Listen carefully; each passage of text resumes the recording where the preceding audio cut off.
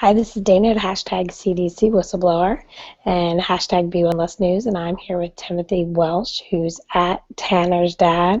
If you don't know who Tim is, the hashtag CDC Whistleblower hit 1 billion impressions, something that has never been done in the history of the internet, on Twitter, and now it's also available on Facebook if you query hashtag CDC Whistleblower. And of that 1 billion impressions, Tim was between 1/5 and 1/4 of all of those impressions from the work that he's done in the last 7 years, and especially pushing through the last 6 months. The reason why I say that is because Tim is a social media expert, and this war against the mandates is being won in 2 areas: in social media, and then at the doorstep of these legislators that are trying to push this through. So what we need you to know is that with 1 billion impressions comes a solid platform that nobody can take away from you. Hashtag CDC Whistleblower is your home base for all your activities that have to do with vaccine mandates. If you want to get your message out to more people, you use the hashtag CDC Whistleblower. And then I think the most logical hashtag for people to add to that, so that if people are in social media looking for your particular mandate, simply use the name of the mandate. For example, in the state of California, it's SB-277. That's what people query. So the hashtag would logically be just hashtag SB-277. You would just get rid of the dash, because in Twitter world you don't use stuff like that. So deep breath. My turn. Yes. I'm sitting here blushing because my participation in the CDC Whistleblower is the fact that I just happen to be a Twitter addict for the last 6 years, and the 50,000 plus people that were involved in individually tweeting to get our message out got us on the map, and now we're up to 75,000. We've documented that numerous ways. We have almost 60,000 signing the petition at the White House that has stalled out. I just want to say a big thank you to everybody. Never in the history of a movement like this has there been 1 billion discussions like this. Never in the history of the comedy night shows has there been a 10-minute attack against parents with doctors calling us idiots and morons. And so if that's the material that they have to come back with us, I don't know what sort of trust they think they're generating with new parents when they call a parent an idiot or moron for questioning vaccines. Our stance, our foundation is so solid now. The library doors are open, and we welcome everybody to come to b1less.com and grab a link, add a picture, and get it out there and get it in front of your politicians. And the other thing I want to say is the reason why I'm scrolling through, all I'm at is that the hashtag CDC Whistleblower. I'm at the photos section of that hashtag. And the reason why I'm scrolling through it aimlessly right now is, for example, right here in the state of California. I don't think that 90% of the people that are fighting SB-277 recognize that Dr. Richard Pan, the pure and total hypocrite that is bringing forth SB-277, said publicly on at least 2 different occasions that we have video footage of. We have never said that a parent should not have the right to make the decision as to what's right for their child. That's tinyurl.com/parentsdecision, tinyurl.com/parentsdecision and the number 2. And then his FB Pan, and then he's at Dr. R. Pan. If you don't have that data point, you're missing one of the big chunks of your arsenal on how to fight this, because one of the biggest things that the state of California is going to have to fight against is the hypocrisy of having just passed AB 2109, where they said it should be a parent's decision, but that we just need to sit down with a doctor to advise us, is one of the biggest hurdles they're going to have to get over. One of the second biggest hurdles, and then the two other hurdles have to do directly with the CDC whistleblower and the other whistleblowers with Merck. If you go to tinyurl.com/Merck fraud, let me see if I can just get to Tim here and show you those. You will see that right now Merck is in a legal case with whistleblowers who came forward to say that the mumps portion of the MMR vaccine was spiked with, you don't have it, do you? Was spiked with rabbit antibodies. That is an ongoing legal case. The questioning the efficacy of the MMR vaccine.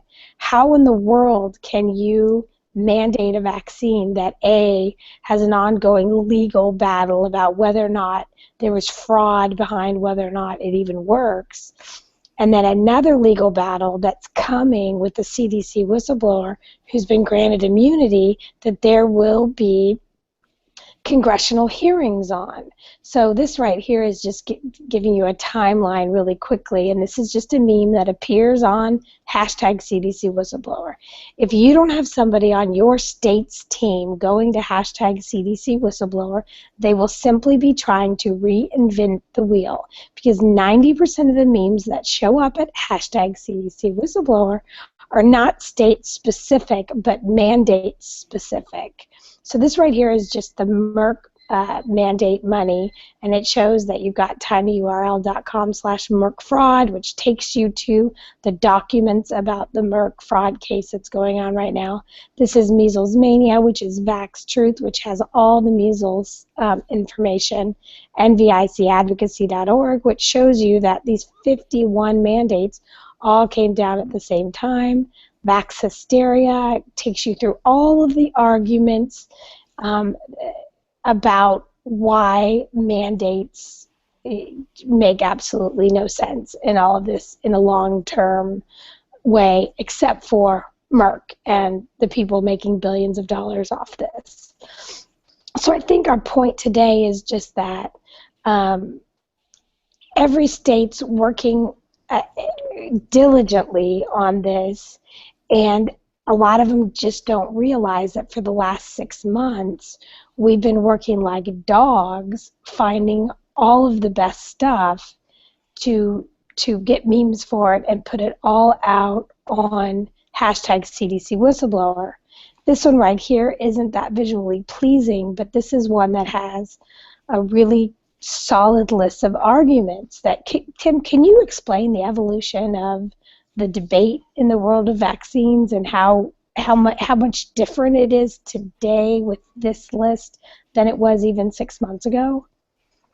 The confidence level is from a comparison of 0 6 months ago to through the roof now. That there is no reason you shouldn't be proudly discussing CDC whistleblower, every person you interact with, every child you see with a parent, everybody you should be discussing it with now, because you have a library of evidence at your fingertips that anybody can type into their phone and see instantly what you're talking about, and have credible, reportable links that should be headline news. When you have a billion conversations out there going around, you have something really solid to stand on, and the news will give you somebody had 100 questions about a dress, whether it's blue or gold or white or gold or whatever, and they'll make that the headline news. But everybody is walking past the sick children.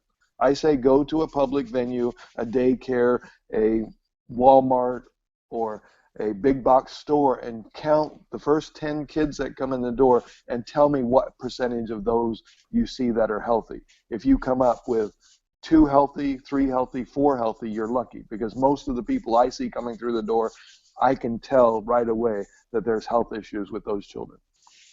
So all we're trying to do is have people not necessarily have to recreate the wheel. Like you could be looking for, I don't know, like this one right here, information about people who are fully vaccinated actually expressing the measles virus. And that's hard for people to believe.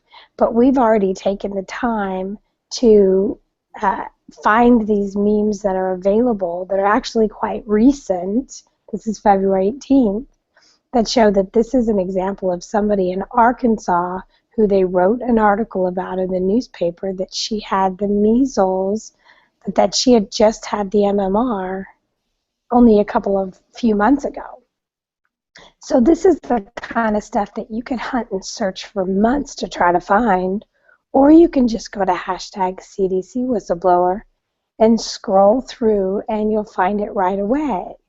So it's just this phenomenal tool for you. Here was an early on script with the same sort of concept of and one of the first things we really encourage people to do is memorize an answer to the question, am I anti-vaccine? Let's try it with Tim again. Tim, are you anti-vaccine? Of course I'm not anti-safe vaccine. You'd be crazy to do that. What we're talking about is the fact that 54% of our children are sick. If you go to tinyurl.com/1in2, you would get the statistics that 54% of our children are sick. You add up autism, asthma, ADHD, allergies, autoimmune disorder, cancer, diabetes, obesity, and parental drug use. We're walking past all those children that we believe, between the diet we're feeding our children and the vaccines that are going on right now, we are diluting the health of the children. We've traded acute disease for chronic illness. But Tim, why in the world would you think that vaccines have anything to do with that? Why do vaccines, why, that's ridiculous. Why would you think vaccines have anything to do with it? They're totally proven safe and effective. Everybody tells me that. Why would you associate that with vaccines? I saw it for myself at 4.5. My son walked in the living room July 4th, 9 o'clock in the morning, bright sunny day, and said, my name is Tanner, my name is Tanner. That's the last time he's talked. He regressed from a 4.5-year-old typically functioning to about a 3-month-old baby. I went from that to the doctor's office. The doctor told me this was a vaccine injury. I went to hear Dr. Geyer speak. He told me that about vaccine injuries. I talked to Dr. Wakefield. I talked to Dr. Bark. I talked to many doctors that said the same thing. Then Dr. Thompson came forward from the CDC and said they altered and manipulated studies and covered it up for 10 years. I read about the United States versus Merck, where virologists said the same thing. I was hoping you would go down the script, but that was even better. And all we're trying to do is make what we worked so hard to create and modulate and adapt to wherever the message was. We found the visuals and we found the tiny URLs that give you your best resources for fighting this fight. And somewhere along the line, despite having 1 billion impressions, like this one, you should memorize this visual. If anybody ever asked you about Paul Thorson, this is tinyurl.com/web-of-fraud, and you can get that whole story. But you just did a great job. Okay, now ask me if I'm anti-vaccine. Tim, he disappeared now. So in addition... I just forgot to hit the button. I was asking you the question. You were talking. Are you anti-vaccine? Of course I'm not anti-safe vaccine. That's a ridiculous question. Everybody believes in safe vaccines. The question, are they safe? But more importantly right now, whether or not they're safe, is who owns your body? tinyurl.com/kid ownership. I mean, is it going to matter if the vaccines are safe if we're busy trying to fight whether or not we have to take them? So let's say we determine they're not safe for our child, and by then it's too late because the mandates are fully in place. Right now we have to fight based on owning our body and liberty and freedom and constitutionality. The safety issue can be figured out later, as long as we have the right to not do ones that we determine are unsafe. And then I would just go down the script, which I've done many, many times. But this, Tim, don't you think that this top 10 is a tighter approach than anything we've ever had to date, as far as, like for example, talking about thimerosal is just, you have to dig yourself out of the hole of people saying, well, thimerosal are not even in any of the vaccines. And then so this is something that's evolved over 6 months of 50,000 tweeters having these debates on Twitter all day, every day, don't you think? Absolutely, and the talking points that they've given to the doctors, which we are going to have a show shortly on Doctors Learn to Talk Vaccines that was in the Wall Street Journal. The talking points that they've given the doctors are 14 to 17 years old and just prove the fact that they've avoided this discussion for over a decade. Well, and the second they talk about Wakefield, you can say, are you kidding me that you're trying to talk about something that's 17 years old? I'm questioning vaccines in a global way, and you're trying to make me out to be someone who's concerned about a 17-year-old study and a connection with one shot and one disability? You really think that's where this is 17 years later? Because that's, and this one I just thought was interesting. And I would even go as far as saying you're connecting it to one paper 17 years ago and one press conference and one doctor asking the question, is there a question about vaccines? The whole uproar was the fact that Dr. Wakefield said in a press conference, should this be studied further? And that is the crux of the whole entire matter, that actually a doctor got on TV and actually asked that question. Now, 17 years later, we can show you upwards of 100 doctors on TV saying the same thing, and we have that resource available to us now, medical professional after medical professional. We have available to you free right now at tinyurl.com/watchbot is a documentary with doctor after doctor after doctor saying the same thing. And yes, this is tinyurl.com watchbot. You should definitely watch that at the end of this. You should also watch this one. This is Dr. Boyd Haley, who's a toxicologist, who's basically going over what Dr. Offit says about the safety of vaccines, and that's at /are they safe. The only other piece of this that I'd like to just share from the experience that we had, because I really do feel like we had a very clear goal of getting to 1 billion impressions on Twitter, and we worked very, very, very hard, but we also had some things that we learned along the way. And one of the things we learned, or I learned from Tim actually early on, was the concept of baseball rules. Can you explain to me the concept of baseball rules? Because we adopted that right away, and we saw a huge surge in how much we got done. Can you explain that concept, Tim? I've actually been involved in management for over 40 years now, and the management style I've adopted is the fact that everybody doesn't play pitcher. That everybody isn't the best batter, everybody's not the best fielder. And so if you divide your team into the best of their abilities and let them do what they do best and get out of the way, as a team you're going to be more successful. It's been proven that if you have a purpose, you are going to be 200% more successful than your peers. And so we have a purpose. Our purpose is to bring back health for children, health regained, and we have another sub-purpose is freedom regained, health regained and freedom retained. We have those two things that drive us, and then having every individual do what they do best, we are going to win because, again, we're on a firm foundation of the truth of the matter. There is no reason that I can see that anybody wouldn't be questioning the health of our children at this point. So one of my strategy friends, also named Tim, would say to me, the goal is overall health freedom and health. That would be the goal. The short-term objective right now is to battle down these mandates. We have a very tiny window of time that we need to turn these mandates around.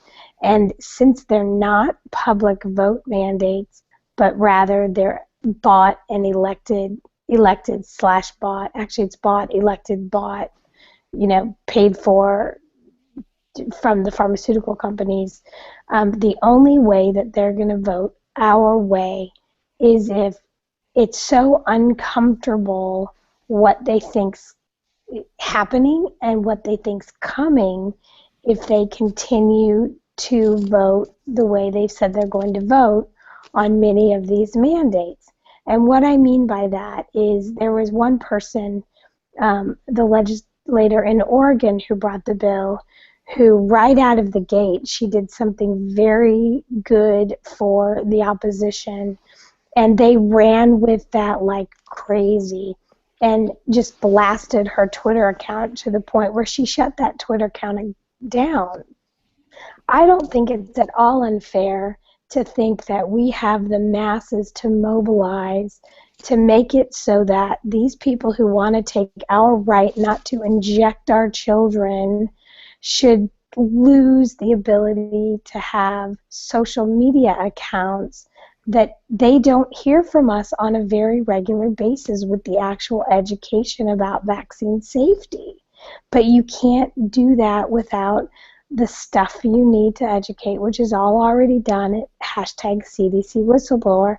The other thing that you need is everyone's Twitter handles and Facebook pages and emails and phone numbers and fax numbers. So one of the first things that we did, and I think people need to do in all of these states, is come up with, your catcher is your person who collects all this data. They go get all the Twitter handles, all the Facebook pages, and then you have another list of people that can take shifts on educating on these Twitter handles. And what will often happen is you'll get kicked off or blocked from the Twitter or the Facebook, and you need to be able to pass the baton on to the next person. So there's just a lot of organizational stuff that you need a calendar. I think we're probably going to create a page for each and every single one of these people that are trying to take our rights away. So again, you need someone who's making lists of all of these things. Would you give them any? And then, of course, there's the wefollow.com. If you are going to get on Twitter and you're going to try to make Twitter your tool, you're just speaking to yourself unless you add handles of people in your interested area. Like if you're in Illinois fighting a bill and you want to share the information with your the people that you're targeting for education, you always want to add a few other handles so that they feel the liability of that education. For example, let's say we mark at Dr. R. Pan with tinyurl.com/parents decision, which is the video of him saying it should be the parent's decision, with perhaps at AMA and perhaps at California Teachers Association, whoever that is. When he sees that tweet from someone who hasn't blocked him, he's going to see that these two other groups are also being educated with this data point, and it strengthens the value of that tweet and gets it out to more people. I'd like to I found these 5 questions that doctors have their talking points to, and I'd just like you quickly to respond. We'll have a whole show on this another time, but the 5 questions are, and I'll read the script the doctor says, and then we'll discuss it. The first question is, I read that there is aluminum, formaldehyde, mercury in vaccines. Is some of that toxic? That's what they're saying that the mother would ask the doctor. The doctor is supposed to respond, you have nothing to worry about. Your baby gets far more aluminum from breast milk or formula than vaccines. There is 10 times as much formaldehyde in baby's body than in any vaccine. Methyl mercury is a toxic metal, has never been in any vaccine. Yeah, but What's your it's re what's your response to that when a doctor says that to you? okay. Well, first of all, I would never let the doctor take the lead on a situation. I just wouldn't. I would use my script, and first I would sit down and I would say, my goal for today is to get a medical exemption for my child, and I'm going to spell out why I think I should get that. When I'm done spelling that out, I'm going to explain to you how if you don't give it to me and I agree to a vaccine and my child gets hurt, you will become liable. And I brought you see what I'm saying? I mean, like you can't let them take the lead on the conversation.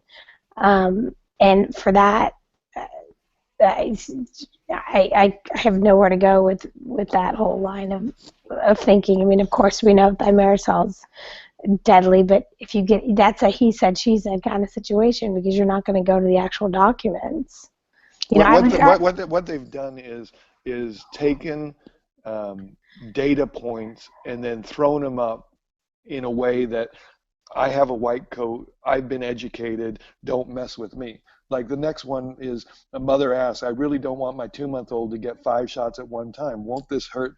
Won't his immune system be overwhelmed? Can't we space them out? The doctor is supposed to respond, just coming out of the womb, your baby was exposed to far more antigens than he's going to get from these 5 vaccines.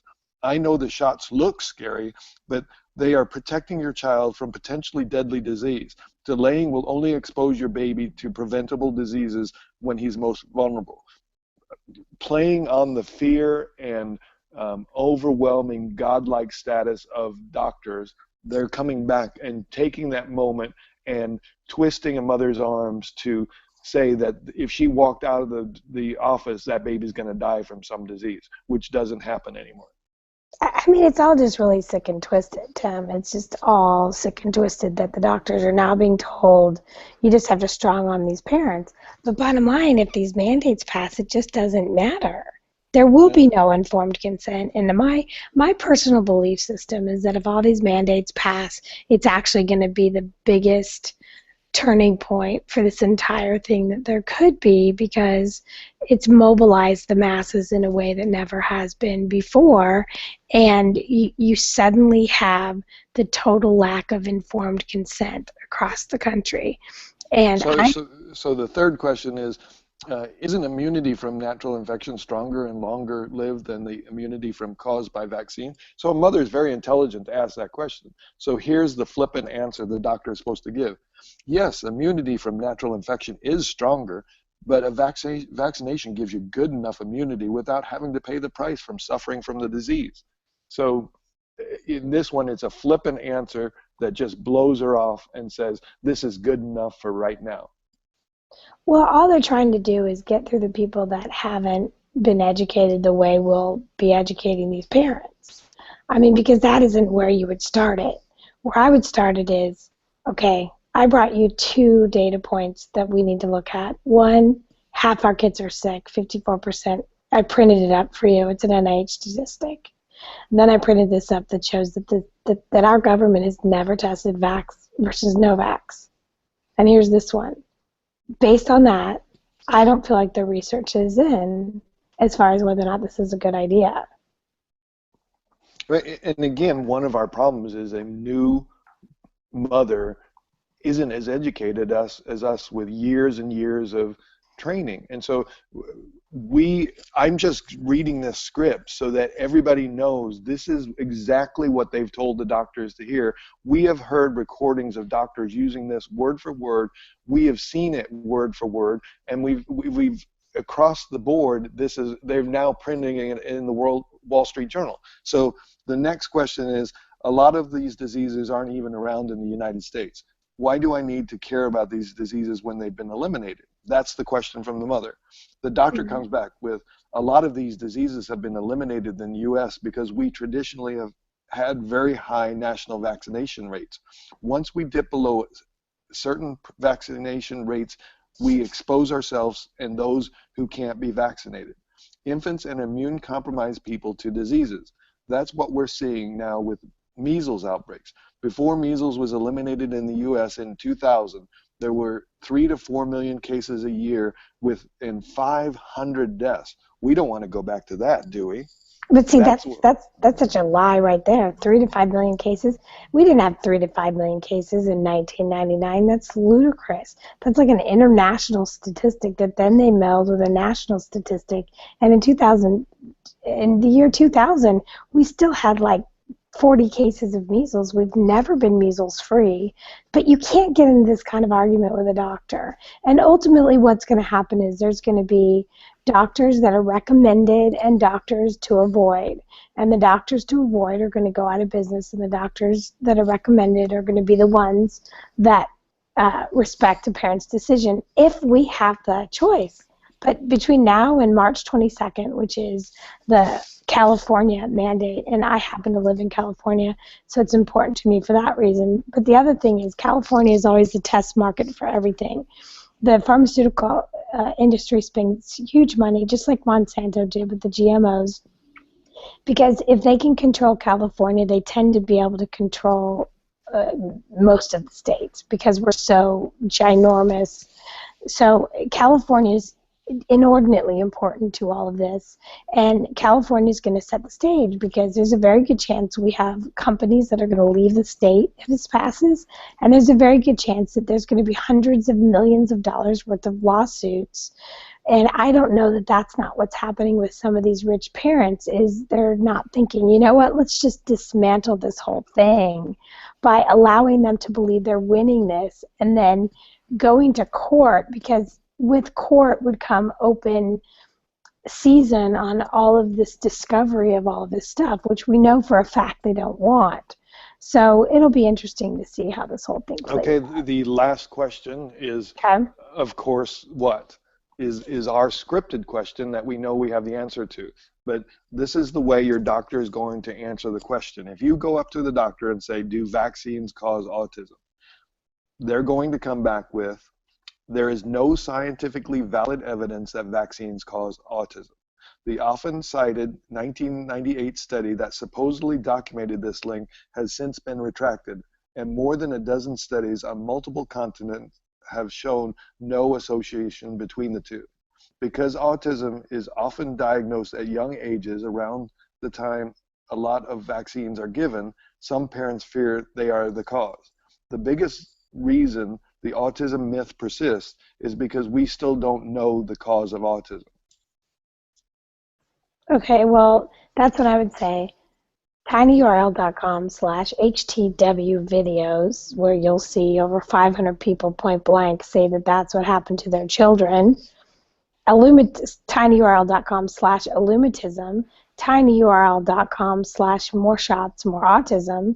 I mean, and I just also want to show you this because I found this incredibly interesting when I looked at the shot schedule. Let me find one that has it more clearly. Current immunizations, here's the current immunization schedule. So let's look at this, and I'm wondering if you find, whoops, sorry. I just need to find one that shows up. While you're looking, to me, my mother said never use never. And right. How that first sentence there is no scientifically valid evidence that vaccines cause autism. There is so much evidence that there's a connection, biologically plausible, so many things from so many different sources that one doctor reading a script shouldn't give you a choice, shouldn't be the reason you decide to vaccinate your child in that exam room. I mean, when somebody comes back with an ultimatum and it says there is no scientifically valid evidence that vaccines cause autism, I would pick up my child and walk out of that office, because you know that's a scripted sentence, and there's thousands and thousands of pages of evidence that show otherwise. Yeah. And then here's the other thing that I just want to show you. This right here is the age 19 months to 2 years. And you're going to see these green bars. But this is not, they don't give almost any shots between the 19 months and 3 years old. They used to, but they don't anymore. And the reason why they don't is because that's the point in time where language emerges, and they were trying to make sure that, you know, none of these shots were near that time, so they couldn't pin it on that, because that's how this first all came to light, was people had the shot and then the next day they couldn't talk anymore. But I just think that's telling. But we're going too long, so we'll just go back here to Twitter and we'll just go back to Candace and see these lovely memes. So bottom line is, if you're running a state, here's what we learned from the hashtag CDC whistleblower. Number one, you need a Facebook page where you only communicate with your leadership team.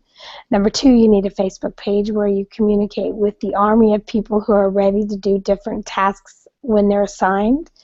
Number three, you need people that are ready to do different tasks that come about, because let's say you have somebody who's trying to keep up with memes every single day and make a video every day and tweet the top people every day and keep the numbers high every day. They can't take a whole day away to look up Twitter handles, look up Facebook handles, look up calendars. So you need a Facebook page for leadership, a Facebook page for talking to everyone. You need lists of all of the people that are involved in the bill, all their Twitter handles, Facebook pages, all of their information. You need a list of all your people that are helping you and what they like to do best. And then you just try to have baseball rules where different people do different things well. Like at CES, Dave is our librarian. If we can't find a meme or a tiny URL, she's our gal. She can find it. She, in 3 minutes, will find it for you. So, and hashtag CDC whistleblower is your best friend in all of this. You'd be crazy not to use it on every tweet and even in your Facebook posts. Anything else before we sign off there, Timothy? Just thank you all for your heroic effort. One day it will pay off. It's painful now, but I'm praying for all your families and our country. And this is coming to a head. It just really is. And I kind of feel bad that I feel like our efforts kind of pushed us into this dark place before the light. But the light is coming, and we are not going to live in a tyrannical state, but instead are going to have the 28th Amendment to the Constitution be health freedom. Love you, Steve. I think we've got a new sign-off now. I think we just ran out of time. We couldn't have Jimmy Kimmel on the show today. Thank you. Okay, bye.